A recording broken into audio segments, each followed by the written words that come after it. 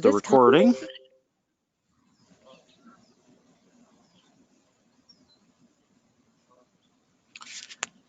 Okay. So as expected, we have a lot of questions about the pool this week. We'll be answering those. I'm actually going to start though with an article that I saw today, which I think will help explain some of the actions that we took at the pool. And then I'll go through the questions and we'll answer those and tell you what's going on with that and what our plans are with that for moving forward. So this was an article that was published. It was written by Tony Green.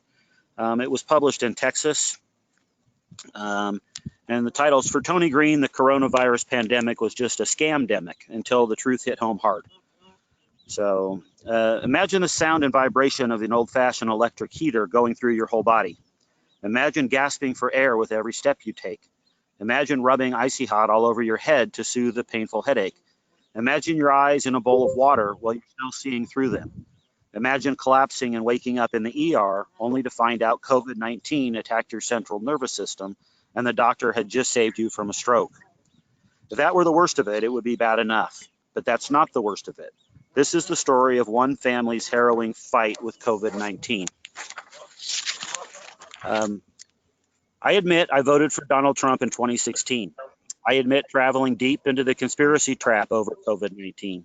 All the defiant behavior of Trump's more radical and rowdy cult followers, I participated in it. I was a hard ass that stood up for my God-given rights. In great haste, I began prognosticating the alphabet soup about this scamdemic. I believed the virus to be a hoax. I believed the mainstream media and the Democrats were using it to create panic, crash the economy, and destroy Trump's chances at re-election.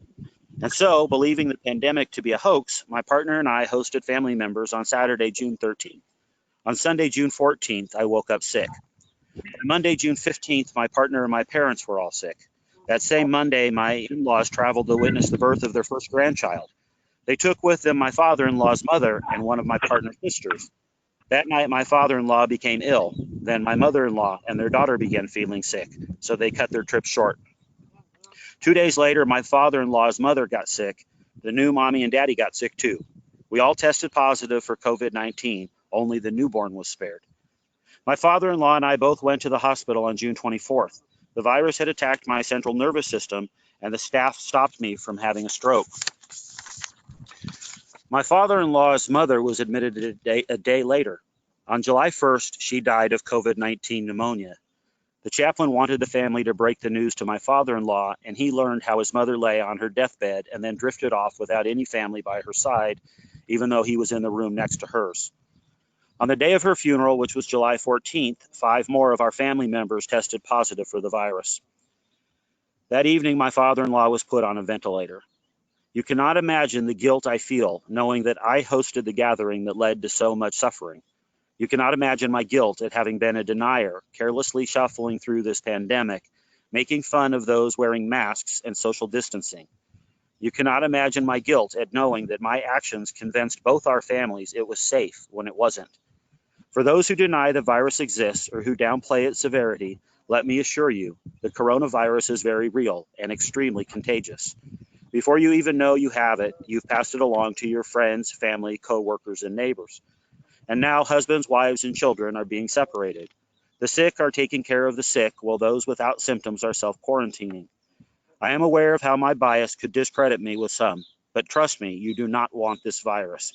And you do not want your loved ones suffering and dying from this because you are taking a political stand or protecting the economy over their lives.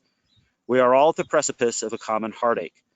The next time you're put out because your favorite spots are closed or because they won't let you enter without wearing a mask, and you decide to defy them rather than comply because you're defending your rights and freedoms from being trampled, just remember your family and friends may be next.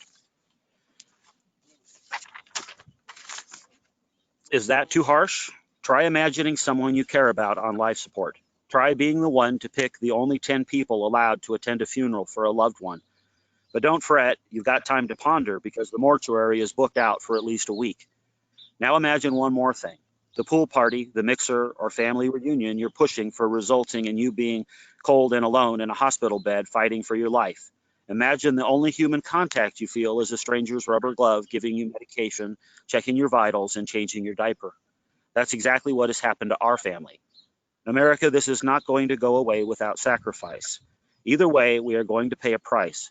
Governments are faced with making difficult decisions, and they cannot appease and satisfy everyone. But to do nothing is to be foolish. To ignore or question the validity of this virus, its contagiousness, or the consequences of selfish attitudes is, at this stage, completely stupid. I am calling myself out first, but now this is personal and I fell on my sword. And I promise you, if we continue being more worried about the disruption to our lives than we are about stopping this virus, not one American will be spared. Not one. Right? So I share that not to promote panic, okay, but to promote prudence and caution. I have seen more and more, and even have a family member that has decided that all this coronavirus stuff is a hoax. Okay? It is not. There's no reason for us to panic, but there is absolutely reason for us to be concerned about safety and protection for our family and for those in our community. There's no political agenda behind that at all. That could have been written by a Republican or a Democrat. But the point is that when it gets personal, it gets very personal. All right. And it is inevitable, the way things are progressing with this virus, that we will be impacted here in YLP. Okay, it is quite likely that there will be those here in YLP that pass away from the virus. So again, this is not to panic people, but it is to push through the realization that this is a serious issue and health risks are a significant concern. Okay, and that underscores, for those of you asking about the pool, that underscores why we made the decision we did to close the pool and why we did it abruptly. All right. And I'll go through the questions that are asked specifically, and I will address those. But one of the questions is, well, why didn't you just lock out the people that were not following the rules? Well, the reason for that is that people were letting others into the pool that didn't have passes. So blocking people's passes wouldn't have been effective. This wasn't a small number. It was a large number of people that were not following the rules, were not wearing masks, were not observing social distancing, were not leaving when the pool closed, were entering and letting other people into the pool, like I said, that did not have passes. And they were not following the direction of security. So our option at that point is we can call the sheriff's department to, address people for trespassing. That's an ugly scene. We don't want to go there. So what we decided to do was to do a closure of the pool to bring home the seriousness of this issue. We will, continue to keep our outside amenities open if we can do so in a way that is safe and efficacious. And that is our first and primary concern. All right. We all want to do this. We all want to keep this open for the enjoyment of our residents. But we need to do so in a way that is consistent with the plan that was approved by the County of Madera Department of Health. Okay. And so I'm going to read through these questions quickly, and then we'll address them. So, all right. So, hi, Jonathan. Hi, Jonathan. I'm sure you're already planning on addressing this. I'd like to hear the facts about the pool closure and potential reopening. And if this is not already in the cards, I'm wondering if you would consider, if and when the pool does open, having at least one lane designated for lap swims. I've not used the pool in past years because the lap swim hours didn't work for me, and I was thrilled recently with the lap swim. Just my 2 cents. Here's another one. Please advise status of pool reopening and answer questions as to why it was closed to begin with. Also, have you gotten the health department involved in this? Again, below is the majority of my comments, questions sent to you in previous emails. Why would we be getting the health department of Madera County involved in this? They gave guidelines or you submitted a plan for their approval. And obviously the guideline plan was already approved. It's up to the HOA to find a way to apply and enforce the guidelines. plan, not the health department. If you get them involved at this juncture, do we not risk them closing the pool for the duration of the COVID-19 problem? Or are you trying to use them for cover to make certain rule changes? If you really are going to get the Department of Health involved in this again, I may feel the need to reach out to them again, also just so I know my voice is being heard. The notification sent out about the pool closure makes absolutely no sense. All residents of YLP deserve a more adequate explanation, and until we get one, I will continue my pursuit of the answers I am seeking by whatever means available to me. Please also advise when and how matters regarding the pool get discussed by the board. Are these discussions open for residents to hear, and or are the minutes of the meetings available to read? Okay, next question. Please outline Madera County protocols for keeping the pool open. What rules did our members violate? What rules are violated? What is YLOA's legal obligation on reporting? Important, what would be the legal ramifications to YLOA if violations were ignored and pool was kept open? How can we open our pool again? As we cannot appropriately self-govern ourselves, so what controls are going to be implemented to ensure that everyone abides by these rules for the pool to be kept open? Thank you for implementing actions that keep our residents safe.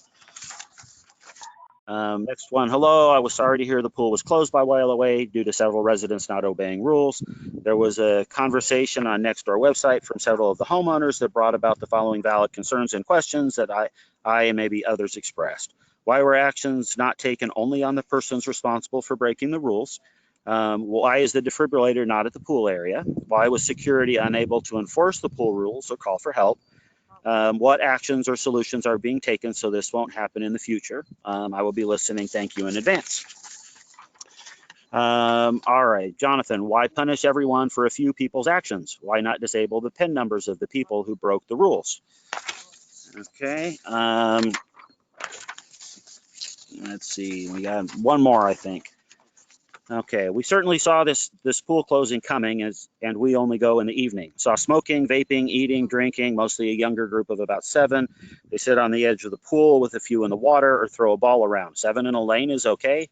Families bringing picnics in, people hanging out after swimming, no masks anywhere, people using lanes that someone else is already in, numbers staying below 15, people did take turns.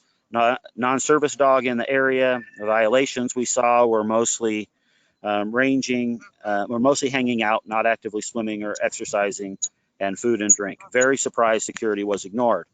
And then some ideas and proposals for what we could do. And then one saying, Jonathan, why were the homeowners communicated to in such a disrespectful manner? I understand the pool closure because those who broke the rules ruined it for all of us, but you could have explained by YLP alert, Facebook, or some more appropriate way versus an unsigned post with a chain lock entry. So, okay, so I think you guys can get the gist of the questions that were asked. And, you know, the point of this is not to punish anybody. You know, the point of this is to provide a safe amenity for use by the community. And the violations of the rules were so broad by so many people who were not responsive to security, and we did not want to involve, you know, the sheriff's department to enforce this. Okay, and finally, people were letting people into the pool without having valid passes. So if we had just banned the people that were breaking the rules, they were going to be let in by somebody else. And so because of the nature of that, we did to take quick action on closing the pool down. We did post the information on our website as well, but some people may not have seen that before they saw the signs posted at the pool. All right. So here's what we are going to do. We are planning to reopen the pool on Thursday. We are making a slight modification to reduce the lanes to 4 instead of 5. We're going to make the outside lanes slightly larger so that they can be used by a single household. All right, and then we'll leave the middle 2 lanes as lap swim lanes. We are going to remove the rest of the furniture, which people are pulling out and sitting on, which then would have to be sanitized and isn't clean. We are going to slightly expand the number of people that we will allow in the pool at one time to accommodate families or households, using the outside lanes. And we are shifting around security to provide more coverage and greater enforcement and observation of what's happening at the pool. So those are the things, and we are going to post larger signs, and we are going to have to be much more strict on enforcing the rules. If the rule breakers are small in number, we will restrict those users. But if that expands and it becomes a large number of people, which in this case the number was fairly large, then, for safety's sake, we'll have to make additional modifications or restrictions. And that really is our primary goal here. The objective is not to punish anybody.